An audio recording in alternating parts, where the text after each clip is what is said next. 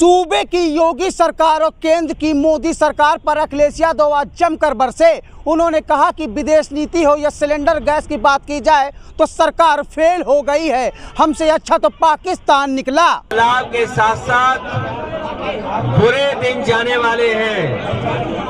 ये जो बुरे दिन हैं, महंगाई के बुरे दिन, बेरोजगारी के बुरे दिन, अपमान के बुरे दिन, एक दूसरे के बीच में नफरत फैलाने के, ये बुरे दिन जाने वाले हैं। और समाजवादी पार्टी की सरकार, विकास के रास्ते पे लाने वाली सरकार, सपा जो खुशहाली लाना चाहती है, समाजवादी पार्टी जो सकारात्मक फैसला लेकर के अपने गरीब लोगों का, किसानों का, मजदूरों का दुख दर्द दूर करना चाहती है।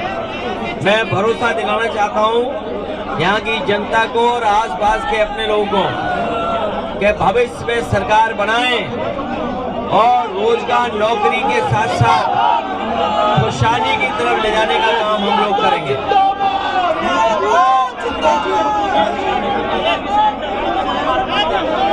भारतीय जनता पार्टी ने हमारी विदेश नीति चौपट कर दी है, हमारी विदेश नीति चौपट कर दी। और एक बार को तो लग रहा था कि भारत विश्व गुरु होगा, लेकिन इधर देख रहे हैं कि पाकिस्तान अंतर्राष्ट्रीय स्तर पर संबंधों को, अपनी फॉरेन पॉलिसी को मजबूत कर रहा है। वहीं भारत अपना विदेश नीति में कमजोर दिखाई दे रहा है। विदेश नीति में भारत कमजोर दिखाई दे रहा है। जो विश्व गुरु बनने का सपना था, वो भारत ने ये मौका चूक गए हैं। अगर ये युद्ध रोकने में भारत कामयाब हो जाता तो आज दुनिया में भारत का स्थान विश्व गुरु में माना जाता और रखा जाता। लेकिन आज हर चीज महंगी हो रही है।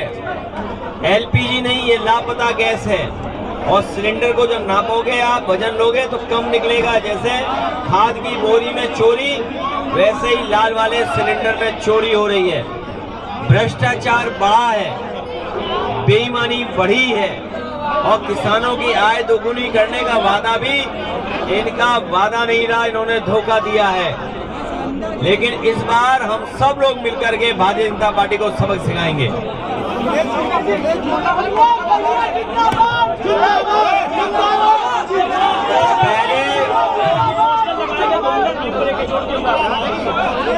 अभी कुछ दिन पहले कोडीन भाई आए थे, कालीन भाई के बाद। पहले आए कालीन भाई, कोडीन भाई, और अब सुनने में आया किडनी भाई। कालीन भाई, कोडीन भाई और अब किडनी भाई। लगता तो ये है कि इस पर कोई ओटीटी पर सीरीज बनेगी। पहले बनी कालीन भाई पर, कोडीन भाई, अब किडनी भाई। और गांजा तो इतना पकड़ा जा रहा है जब से बीजेपी की सरकार आई है। कहीं ऐसा ना हो ओटीटी गांजागंज पे भी बन जाए। जो लोग पोस्टर बैनर लगा रहे थे, लोग जानते ही नहीं थे कि धुआंधर कौन है। धुआंधर कौन है। लेकिन लखनऊ के पोस्टर लगने के बाद पूरा प्रदेश और देश जान गया है कि धुआंधर कौन है।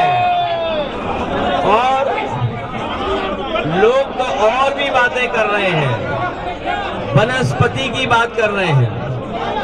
लेकिन इस सरकार को घबराहट है कि 9 साल में भी महंगाई कम नहीं कर पाए, लोगों को राहत नहीं दे पाए, अस्पतालों में इलाज नहीं करा पाए और हमारा सब उत्तर प्रदेश को पीछे कर दिया।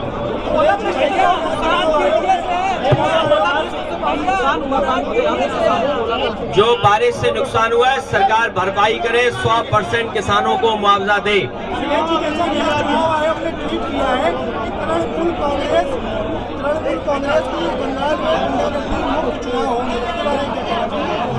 इलेक्शन कमीशन रहित होगा।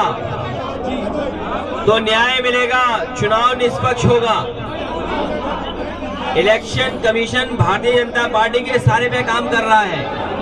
इलेक्शन कमीशन का काम है कि वोट बनवाना, लेकिन election commission Bharatiya Janata party के सारे पे वोट कटवा रहा है। इलेक्शन कमीशन, उसका रोल अभी हम लोगों ने चुनाव में देखा था। कानपुर के नगर के हमारे चुनाव में जब इरफान की सदस्यता चली गई, उसके बाद जब उनकी पत्नी चुनाव लड़ रही थी, तो सबसे ज्यादा बेईमानी भारतीय जनता पार्टी प्रशासन और इलेक्शन कमीशन कर रहा था। 27 में धुआंधार जीत होने जा रही है। और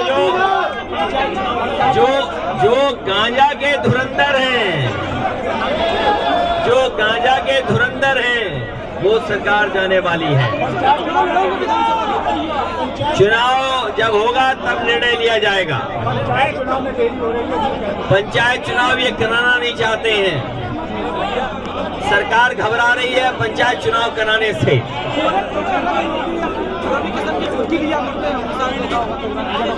ये भारतीय जनता पार्टी है कि भारतीय जनता पार्टी का सर्कस है कि जो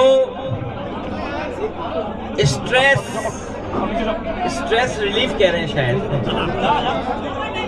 बताओ, मुख्यमंत्री जी अपने ही सांसद का मजाक उड़ा रहे हैं। जो सांसद बड़ी मेहनत कर करके जनता का आशीर्वाद लेकर के चुने गए हैं, वो बताओ उनके स्ट्रेस बस्टर हैं। अभी तक तो हम लोग सुन रहे थे कि स्ट्रेस किसी और चीज से हटाते हैं, किसी वनस्पति से स्ट्रेस हटाते हैं, लेकिन अब तो पता लगा है कि उनके सांसदी स्ट्रेस उनकी दूर करते हैं। इससे ज्यादा दुखद बात क्या और हो सकती है। पश्चिम बंगाल में दीदी ही जीतेंगी, दीदी ही दीदी है हर तरफ। तो वहीं पे अखिलेश यादव ने कहा कि आने वाले 2027 के विधानसभा चुनाव में समाजवादी पार्टी फुल बहुमत से सरकार बनाने जा रही है। कानपुर देहात से हिमांशु शर्मा, नेशन नाउ समाचार, उत्तर प्रदेश।